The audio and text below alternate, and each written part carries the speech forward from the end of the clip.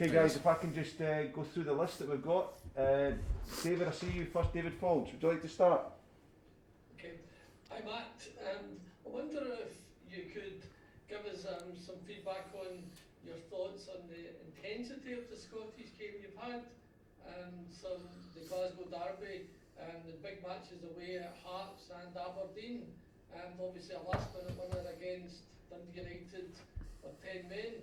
Is the intensity and maybe the standard of the Scottish game surprised you? I wouldn't say the standards surprised me too much. I think the intensity of the way we play as a team has probably been the thing I needed to adjust to most. I've come from a team which isn't so much of a non-stop pressing team as such, which we kind of are. So in that sense, I think that's been the biggest transition for me to get used to physically, mostly. In terms of opposition, yeah, I think some games are definitely more intense than others. I think Hearts was really intense, just purely because of the atmosphere as well, and things like that have been a bit different. I think fans especially has been another massive change for me, because we've obviously got 60,000 pretty much every game, when I'm used to playing previously in front of a lot less than that. So no, I wouldn't say the overall standard has been something I've felt uncomfortable with, but I think the level of obviously our team, Celtic, is significantly higher, which you'd expect. Thanks, David. Hamish? Hi Matt, congratulations on the fast start you've made to life at Celtic. Thank you. I've watched a lot of your interviews, Matt, and something you comment on quite a lot is the playing style, and Celtic's playing style being suited to your own playing style. Mm-hmm. Are you able to expand on that at all, and also tell me why that's so important to you, and tell me why Celtic was so perfect for you?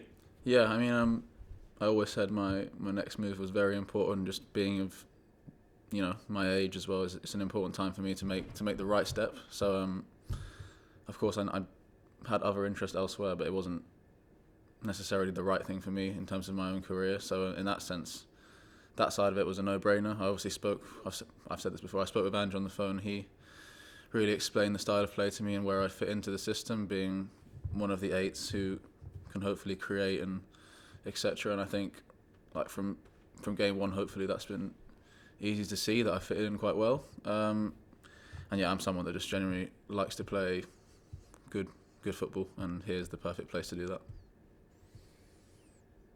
Thanks, Hamish. Cynic? Sorry, I don't know who's on the call, sorry. Hi Matt, Lewis from Hi, Lewis. Celtic. Hi, mate. As a midfielder on this side, how enjoyable is it to be involved in the attacking transitions with the constant movement and rotations? And do you think that'll prove much further in the future with how early you are in your Celtic career?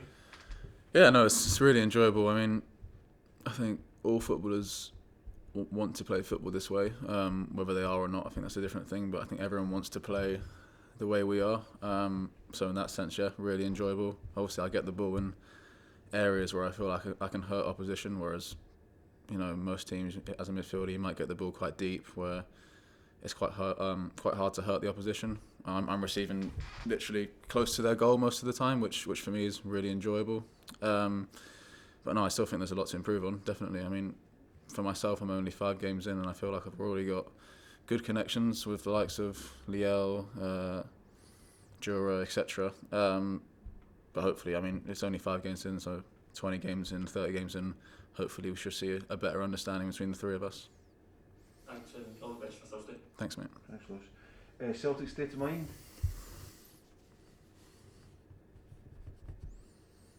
Hi Matt, how you doing? Hi, mate. Yeah, good, thanks. Good. Matt, obviously playing international football would be high up on your list. You're in a privileged position. You can represent England, Norway and Denmark. Not many people are able to say that. Now this is a World Cup year.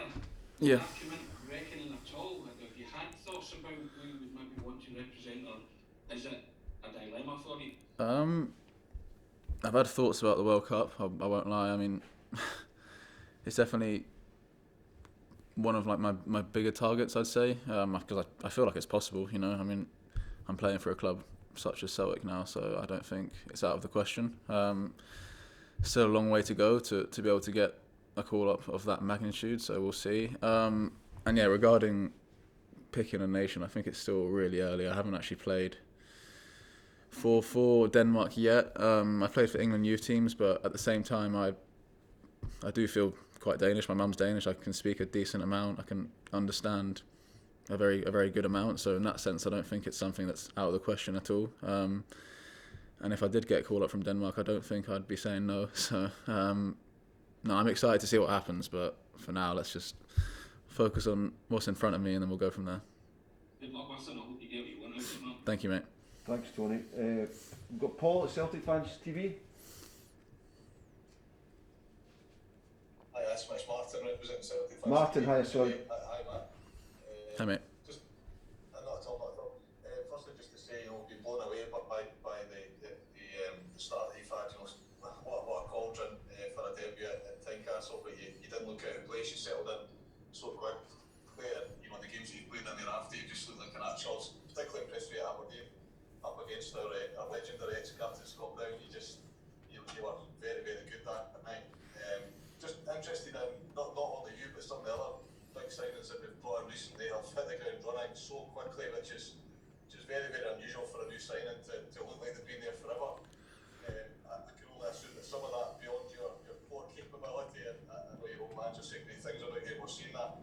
Some of that must be down to the manager, the influence and the message from the manager. Interested in, you know, what influence does Ange play on yourself and others making such a solid and impactful start to your career at Celtic?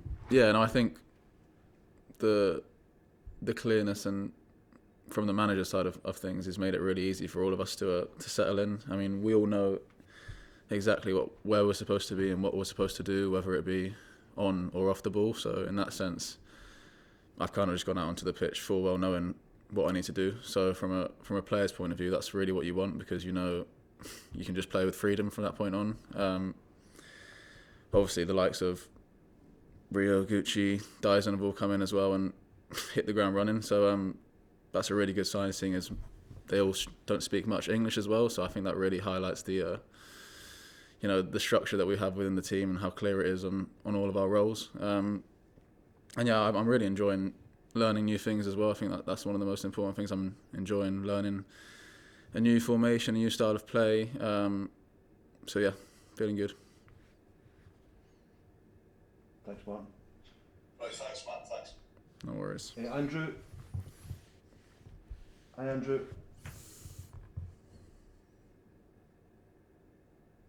Andrew, you on the call? Andrew, more than 90 minutes? Lost him, maybe. Maybe lost him. Martin Melling? Hi Matt, you spoke about coming in and only playing the 5 games so far. There's quite a few games left in the season. Mm-hmm. Have you or the manager set yourself targets for goals and assists? We've already seen you with a few assists and a goal. Now that you're off the mark, have you got a figure in your head?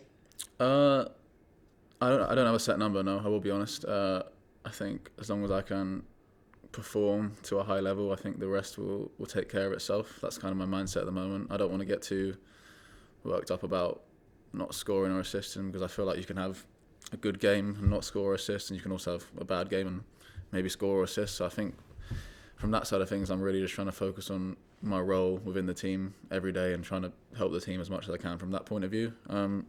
Obviously, goals and assists are always nice individually, but at the moment we're winning games, and I think that's the most important thing. Oh man, thanks a lot. No worries. Thanks, man. Guys at GigPod, are you there on the line? Hi Matt. I've read you saying that you saw yourself more as a number 8 player rather than a deep line midfielder. With that in mind, I've also noticed in the games with us that you seem to drift out wide often to help create chances for the team. Is this a specific trait that the manager has developed in your play, or has that always been a part of your game?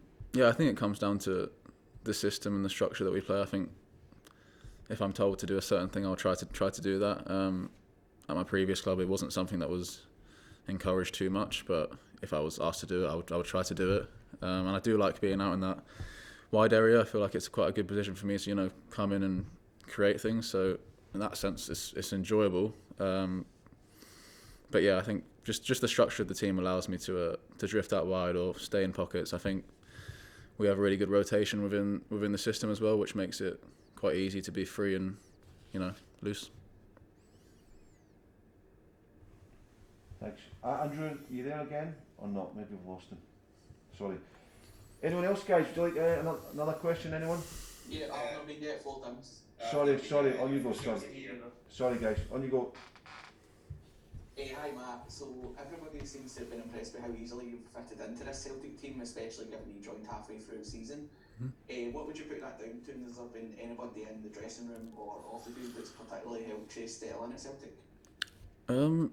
Yeah, I don't think it comes down to one individual. I think from the moment I came through the doors, everyone was very welcoming, so from that point I knew it was going to be quite easy to settle in. Everyone's just genuinely nice people, which makes it easy for me.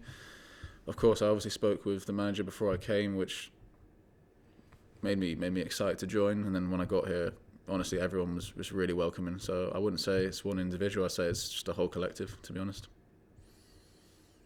Thanks, Matt. No worries. Great stuff. Anyone else who's not? Hi, gentlemen. On you go.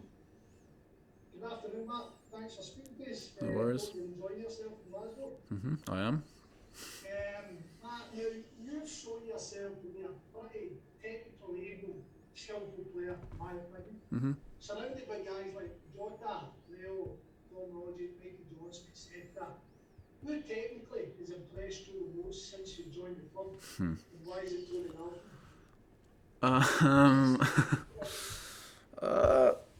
That's a tough question. We have a lot of technicians because of the way we play.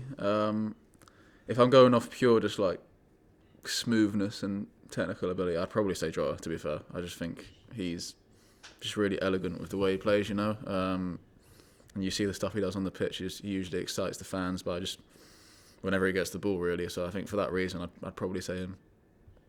Lovely hair is there, isn't it? Say again? Lovely hair? Yeah, lovely hair. Great hair, yeah. Brilliant hair. Thanks, Matt. No worries, mate. No worries. Anyone else, guys? Hi Matt, I've still to go. It's rare we see young players at your age come in with such a level of ability. On the stats bomb, you top the ranks and probably most important metrics for midfielders. It makes me kind of ask the question, where do you see yourself? What bits of your game do you actually want to improve? Because from what I look at, you're almost the perfect midfielder already. Thanks. No, I appreciate that. I don't think I'm anywhere near where I want to be at in terms of individual performances. I'm feeling good. I feel like I'm improving day by day, which is the main thing. But you know, a few years down the line, I've said before, I want to be playing at the highest level I can be. Hopefully that's here, and we're challenging for really big trophies. But we'll see. I try to take it day by day. To be honest, I really want to just push myself every day to reach new levels, and I feel like Celtic is the perfect place to do that. So yeah. Happy to hear that. Good luck for the rest of your career at Celtic. Thanks, mate. Thanks, guys. Hi, Matt. It's Paddy from the Celtic Exchange here. So one of the things that I've obviously seen about your career there is obviously the chance and the huge risk you take with leaving Fulham when offered the deal with themselves there. And I just want to know, what does that say for yourself there? Just the drive and the determination and the patience from yourself, and obviously the time that it's taken from that transition in that summer to then join MK Dons in the following January. What does that say about yourself? And you know, from me looking out, it's an incredible decision to make, and you know, Celtic here are the fortunate ones because of it. But what does that say about yourself as a character, as a person? No, I think at the time it was just me wanting to play football. I think that's what it came down to. That was the main thing. I think I trusted my ability, and I felt like at the time Fulham didn't as much as I did. So and that was the main reason I chose to seek elsewhere. Obviously, I was a free agent for quite a long time, maybe a little too long. But at the end of the day, I still felt comfortable. I still felt like it was going to work out just fine. I backed my ability, and I tried to train hard as much as I could over the summer and through those months. And when I signed for MK, I knew that it was the right place for me, just because the style of play was right there as well, and I felt like I could, you know, show what I could do there. And then because I played the amount of games I did there, obviously clubs like Celtic and other ones, they were interested. When I was at Fulham at the time, I'd only played about, I don't know, I'm going to guess like 7 or 8 just competitive games as such, and from an outside point of view, it doesn't look too great. And for myself, just felt like I needed more experience just playing men's football. Yeah, and here we are today. So I think it's worked out pretty well, and I always trusted it. Same with me. I think it's worked out well. Great. Thanks, mate. Cheers. Thank you. Thanks a lot. Okay, guys. Just following on from that last question, it's kind of a similar question. You left Fulham as a free agent in the summer of 2020 as the country was going through the sort of first lockdown. What challenges did you face as an unattached footballer during such an unprecedented period living in? I think the main thing was that a lot of clubs didn't have a lot of money at the time, obviously because of the pandemic. So that made it hard for me to move, sooner rather than later. So in that sense, I knew I'd probably be without a club for a certain amount of time, which was fine. But I would have rather have signed with someone earlier, of course. But no, I was with my ex-girlfriend at the time. We spent a lot of time together, just training in the park. She'd come with me and watch me and stuff like that. So I felt good, I felt in a good mental space, which was important for me at the time because, without a club, you could easily think negatively, etc. But no, I felt good. I was positive, and at the end of the day, I knew it was the right decision in my heart, so I always felt good. Thanks very much, man. No worries. Okay. Guys, anyone else who's not had a turn? Are we all good? Happy? Anything else anyone want to throw another one or not? I think we're good. I've got one for Matt if you can handle another one. I can handle another one, yes, fine. No worries. When you signed, Matt, you mentioned a few former Celtic players that you knew, the likes of Paddy Roberts and I think Stefan Johansson was another one. Have you had any contact from those guys since you started playing?